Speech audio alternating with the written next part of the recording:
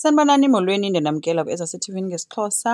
uJabu ke guys baqhubeke nencoko yabo noSibongile ke uSibongile ezibuzela ke into uyamgxotha nawe wathi uJabu no andikugxothi kodwa ke into endingazukwazi ukuyenza kukusebenza nawe ethetha ngento ethi ke akazukwazi usebenza naye kwi-department A1 cause yena akafuni uba babe close bobayi-2 ngoba ke uthi ke she is the most amazing woman awakhe wadibana naye ebomini. Uthi indlela nendlela asebenza ngayo nendlela acinga ngayo uthe angalibali uba mhle and obubuhle bakhe bobu bamenza wamncamisa.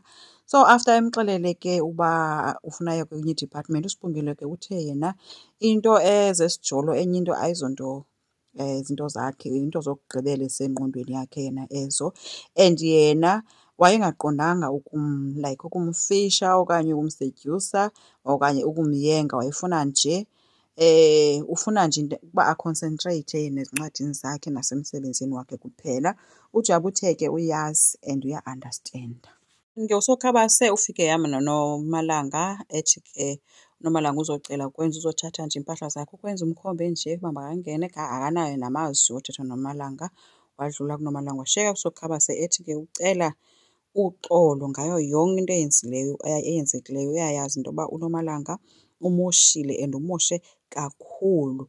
Uthe ke ukwenza yena mna andazi noba mandithini. Uyawabulela ke ithuba uSokhabase amnike lona loba acele uxolo watsho ethi ayidle izishiyele mfo kaDlamini uyaxolisa kakhulu exolisela ooSokhabase. Baye bemka ke ukwenza ke ushiyeke efowunela uSibongile apho aye wacela khona amaxolo esithi ukuxolisela ukumphatha kakubi nangokumbleyima ngayo yonke into ebisenzeka. Uthe ke beku-unfair. uSibongile uthe uyavuya ukuba le nto iphuma kuye. Uthe ke ukwenzo ebefuna ukumnqwenelela konke okuhle uyathembisa uba ngeke ame endleleni yakhe. Ubulele ke uSibongile esithi ke nakukwenzo naye azazinakekele nokwenza wathi nawe uzihoye Dakdinde. Uvele ke yena ubalisele uSipho kangayithethe ke kowabo yoba uyise ubuyile koko ubalisele nje uSipho emxelela uba utata wakhe ubuyile and uyacela angayithethi nakomnye into le nto akho mntu uyaziyo kowabo. Wavuma ke uSipho esithi hayi abazuyiva ngam. Uthe eselapho ke bhizi eklina ke shop ke kwafika kanye lo tata wakhe ke ethi uzomcela into yoba bahambe baye kwi-mansion yakhe eBhalito.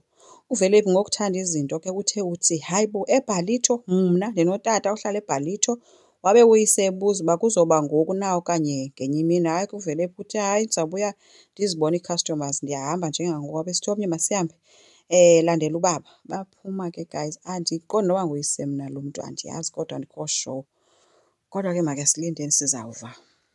uJabu ke guys uhleli nokwenzo ke uthi ke uya-understand uba abekhe wane-relationship noSibu and ke uthi akafuni ubonakala ingathi umtya izithende. Ukwenzo uthe mamela apha ke Jabu nam ndingumjita dlala kakuhle igame yakho andim-own uSibongile ndicele wenze isiqinisekiso nje sokuba umphatha kakuhle. Wathi uJabu uyabonga and uthi heyi ibhadlile into oyithethayo Dlamini bendingayilindelanga. Uthe ke uNomalanga ulahlekelwe yindoda eqotho apha kuwe. Into endixakayo nje kukuba ubhuti wakho why engayicinganga into yoba wena ungakwazi ukumelana nenyani. Ukwenza ubuzile uba uthetha ngantoni Jabu. uJabu athi nditsho ngoba uVusi ebesazi ukuba uNomalanga akamithanga kumitha. Abe sebuza ke ukwenza uba uthi uVusi ebesazi. uJabu uthe nam kodwa ndiyabona maybe ebezama nje ukuprotektha intliziyo yakhe. Khange aphendule ke guys ukwenzo uvele wathatha izitshixo zakhe waphakama waphuma wamshiya uJabu apho. Kodwa kuJabu uye wamkhwaza esithi yima kwenzo ukwenzo wabemkile. Ushiyeke guys uJabu encume yedwa into ethi nyhani akazanga kakuhle uJabu uzodistroya. So asazi kuzofika athini ke ukwenzo xa ebona uVusi. Enkosi ngicela siqhubeke subscribe, silike, singakhomenti futhi bye.